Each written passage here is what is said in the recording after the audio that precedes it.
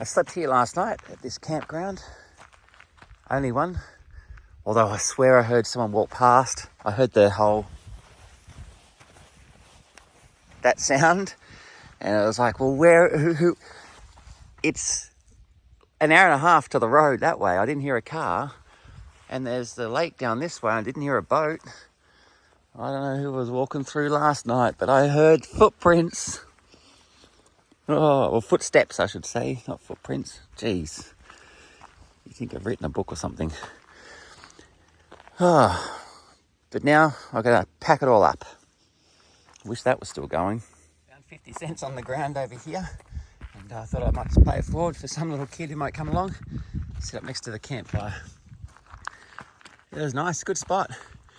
The only thing I didn't like was that this driveway comes in here. You don't know when you're over there somewhere that someone might already be in here. And so you've got to then try and reverse out because it's all barriered up. You probably could drive through here, yeah. It's not meant to be, someone's cut it down. But the sites are really good, really big sizes. They're far enough away from each other. Had a good sleep there last night, except the sounds of footsteps. But now it's time to get back onto the rail trail. I think it's about an hour and a half walk to the trail. And then I'll be walking a few hours on the trail. I'm going to camp on the trail tonight. And then tomorrow I should be in Orbost, I think. See how it goes. One of the downsides of walking into a place like this where it takes an hour and a half to get to, you got the hour and a half to get back. But at least it's pretty. It's quiet. I don't have to worry about, rabbit-heads screaming up here on the road. There's no one behind me because it's dead end. And I'll certainly see them coming if they're coming from me. But just beautiful wilderness. But glory! Oh, that made it back to the rail trail. How come is it when you walk to somewhere or drive somewhere, it takes forever to get there, and then when you're coming back, it just flies by. There you go. So I'm looking at the wrong way around. 28 kilometers to go to Orbost. I'm now here at Toastery. But yeah, I've done 70 k's so far on this trail, and I'll stay one more night, probably near that, or between Waigara and Orbost. And so it'll only be like a 10 kilometer walk to Orbost tomorrow. Today's Monday. There's a rainstorm happening on Wednesday and Thursday. So it'd be a good time to kind of resupply. I think I've been on the road for a week, and I'm coming low on some items, so it'd be good to get some resupply, and then assess what's happening with this storm. It's only lasting 2 days, but still, 2 days in a tent, it gets to your bones. So I might find somewhere pretty sheltered away from trees, and hopefully it works out. Pulled up at this Hospital Creek. Great name, really, because it's running.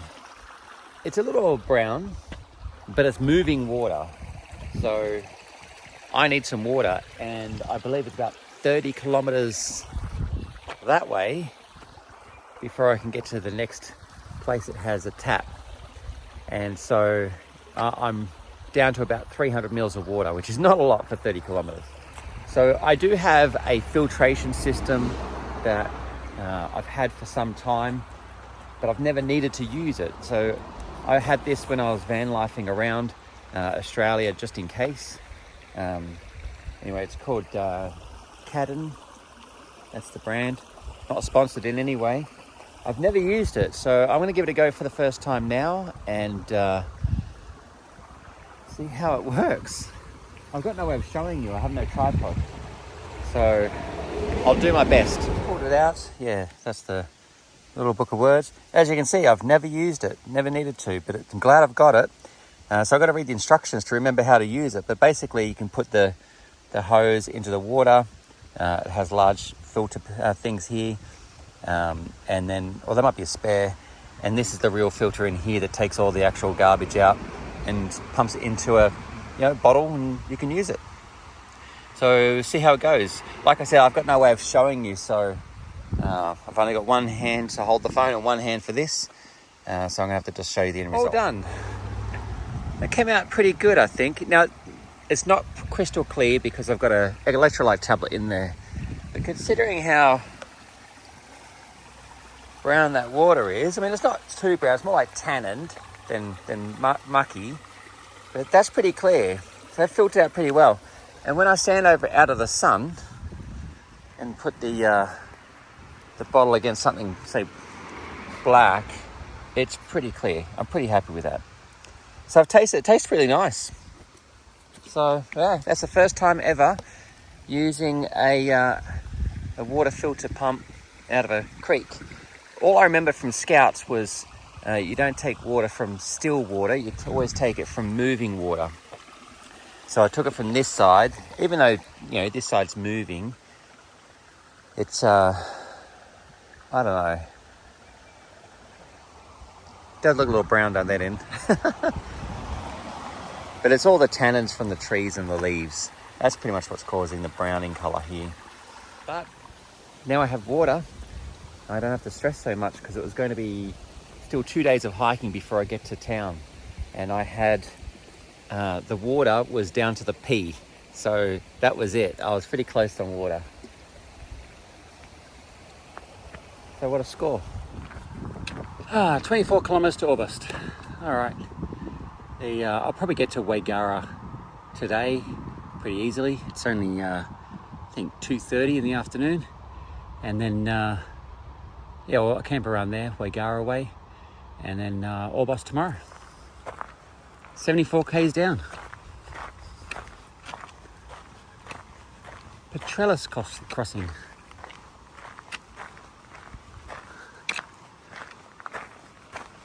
Oh, I hate walking under these power lines.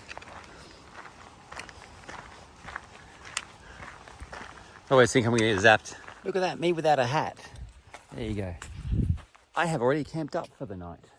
I chose to do this spot. It's about an hour before I normally do. But my body is giving me a bit of grief at the moment. And I thought this is a good opportunity. So the rail trail's just down there and I'm on the fire break. And there's no fires in the forecast. And it's very wet, so it's unlikely that I'm going to have any troubles tonight. But I'm going to go down to the road here because I can see the road. See it just in there. I can see it with my eyes a lot better than the camera can. Camera's depth of field kind of sucks. But I want to go down there. I did see a maintenance car go by. And I'm thinking I might get a chance to have a squiz down here at what they might see if they happen to drive back, because I got a feeling they will. I think they're going to that toilet that I was just at, the pit toilet. If that's the case, they're going to see my tent. It's not often you see a car on the rail trail. It's only for the maintenance people. So there's the trail. If I hear a car coming, I'm going to have to duck.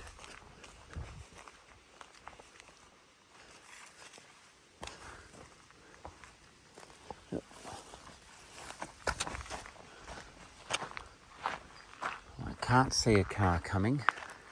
He'll see me standing on the trail if he comes around that corner straight up ahead. So let's just check this out quickly here.